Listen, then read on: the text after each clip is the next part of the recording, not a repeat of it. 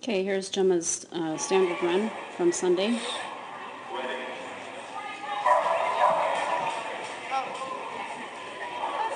I know I've said it, but I think what you did with the start line stay is good, how you're just asking her to stay even though you're not really moving, and then you can build on that, so you can try to take one step, but I really do think you need to pull her, Kimberly.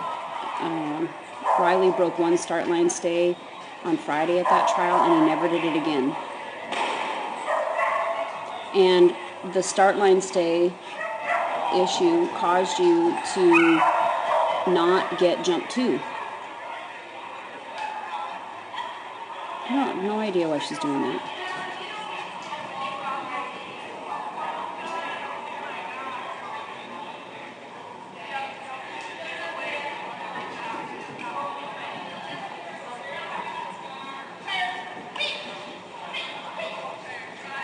She's got great weaves. Nice to have something really reliable like that.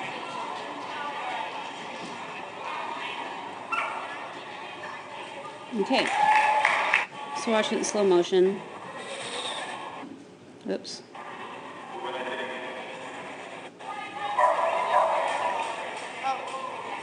So I think what you do here is good, and I think you can build on it. So how I would build on it is so you sort of stayed facing her, and then at the same time that you rotated away from her, you released her. What I would do the next time, and you can do this in one trial, but, start facing her like you did, so that would be one run. And then the next run, you turn maybe a quarter of a turn before you release her, and you're going to have to maintain direct eye contact with her. And then the next time you turn like half a turn, and then maybe you take half of a step or something, etc. Anyway, I think you can work with it and get it back, though, because before it becomes a huge problem. So that just caused you,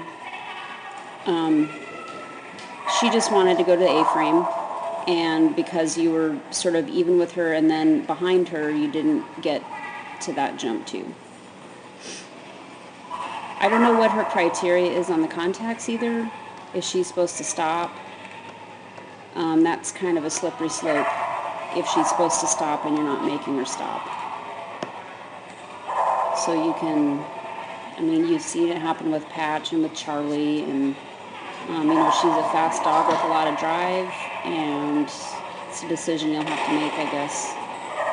I do not know why she will not go into the tunnel. It's very interesting because you're moving forward and everything.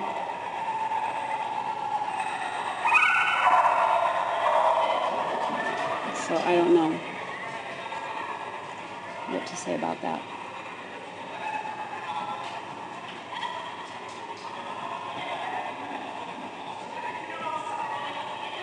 Okay, so here,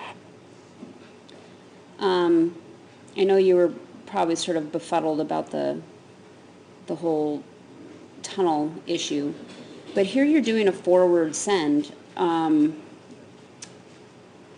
really need to be doing a lateral send, and so instead of your arm being forward and your shoulders being forward, you really need to throw your arm out to the side while you step this way, and you need to do it before where she is in this, where I stopped this. You need to do it here, because look, she's already collecting to take off for this jump. So right now, you're just starting to cross your right foot over to move over, but your arm is forward, your shoulders are forward. So you're not cueing that she needs to turn to the left at all.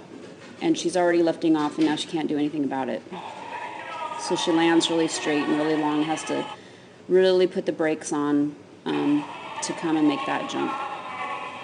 And here you sort of walk to the table and throw your arm up, and I don't know if you were sort of frustrated, or I don't know, but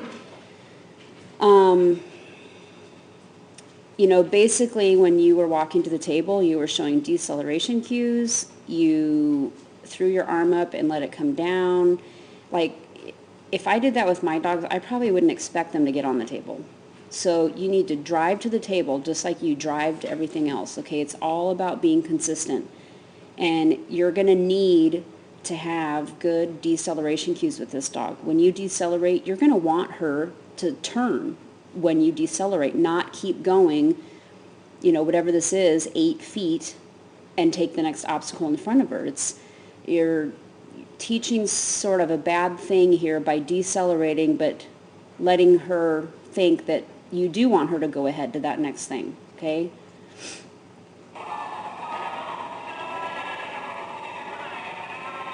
And same thing on this next jump after the table. It really should be a lateral send. Even if you can't get up there.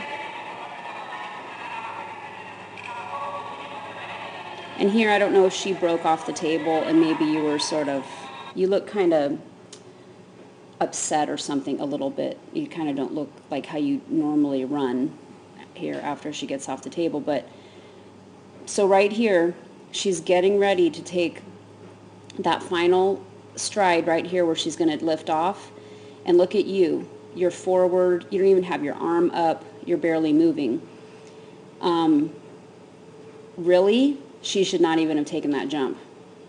Because what happens if, I don't know, you don't want her to take that jump for some reason. I mean, it's, look how far away you are from this jump. You're barely moving. You don't even have your arm up. And she's already getting ready to lift off for this jump. So what you could have done, I mean, knowing that you can't really leave her on the table for any length of time because she doesn't have a reliable stay right now, you could have taken like one step away from the table, and then maybe thrown your arm forward to this jump, but moved laterally, okay? Got to show her where to go before she takes off for this jump, and she's getting ready right now to take off for that jump. So you can see when she lands pretty hard and has to turn and then look to you because she's not sure. She wants to make sure where to go. And now you're moving, but you're just walking, and that's okay, but you're looking, making direct eye contact with her. You don't have your arm up, and you're barely moving. She should not have taken the double. I think you throw your arm up here, so that's fine. But be careful with those cues. You want to be consistent. She's only 2.5. You have a long history of agility together.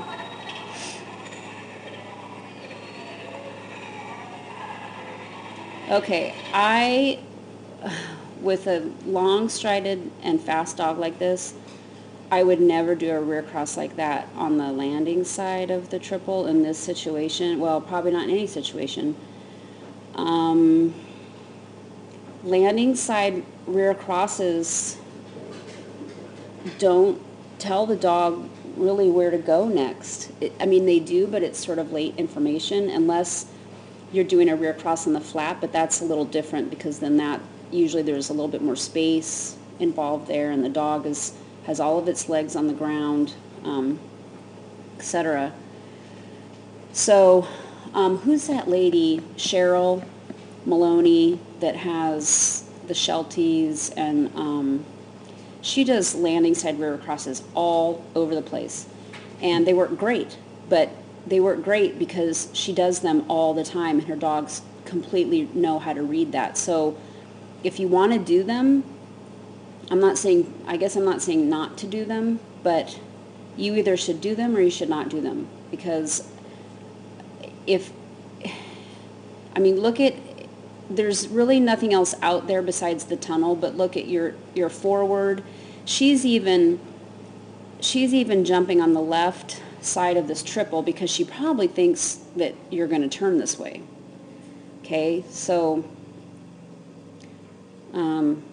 she pulls it off, but you could have just done a front at the end of the poles, or if you weren't comfortable with that, then you could have done a rear cross, on the takeoff side of the triple. And you can see, it's kind of hard to see, it looks like she changes her leads in the air. And she's a good, athletic, young dog, but again, it's that whole consistency thing. I mean, she is curling a little bit to the left. She really thinks that you guys are probably going to the left.